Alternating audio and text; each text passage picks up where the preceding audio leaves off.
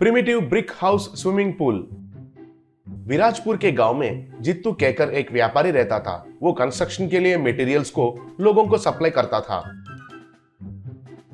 लेकिन उनके पास काम करने वाले वर्कर्स को बिल्कुल पैसे नहीं देता था। एक दिन कुछ वर्कर्स उनके लीडर साहू के साथ जित्तू के पास आए।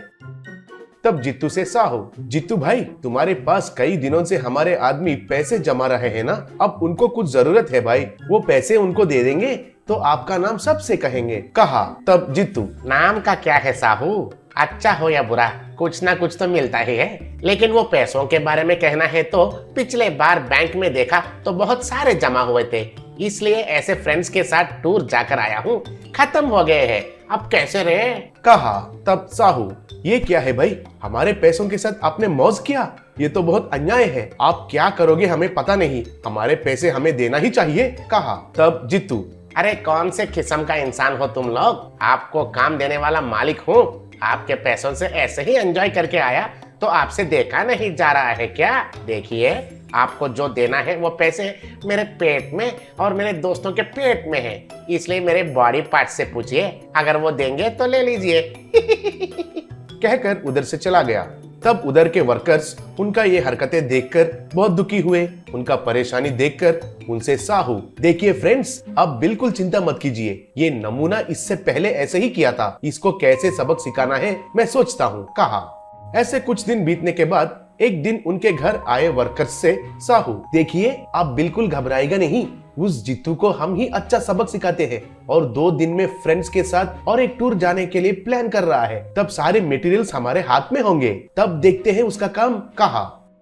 ऐसे 2 दिन के बाद उनका दोस्तों के साथ जित्तू उनका कार में टूर गया। वो जाने के बाद साहू और उधर के सारे वर्कर्स मिलकर उधर रखा हुआ ब्रिक्स और सीमेंट मटेरियल को लेके चले गए। ऐसे थोड़े दिन बीतने के बाद जित्तू टूर से वापस आकर साहू के पास सारे हिसाब देखा। तब जित्तू, अरे साहू, ये क्या है, ये घर बनाने के लिए जो चाहिए वो सारा मटेरियल नहीं दिख रहा है, क्या हो गया है, पूछा। तब साहू, क्या कहूँ भैया, आप एंजॉय करने के लिए गए गैप में ये सारे वर्कर्स मिलकर मेरे ऊपर हमला किए थे और आपको जो पैसा देना है उसके बदले में उनको जो चाहिए वो चीजों को लेके चले गए। मैं रोकने के लिए देखा तो मुझे अच्छे से मारे भी थे और एक तो बुलडोजर को लेके जाने के लिए देखा, मैं तो बहुत मुश्किल से उनका पैर पकड़कर रोका। और एक बात भाई, ये सारे सामान ले जाकर सब लोग एक जगह पर primitive brick house swimming pool का निर्माण करके उसे किराया पर देकर उनके पैसे हर महीना एक एक ले रहे हैं भैया, कहा। तब जित्तू, अरे बाप रे, मुझे ही झलक दिखलाते हैं, अभी उन सब के बारे में देखता हूँ, कहकर उधर से उनका जान पहचान वाला रउडी गब्बर को फोन किया।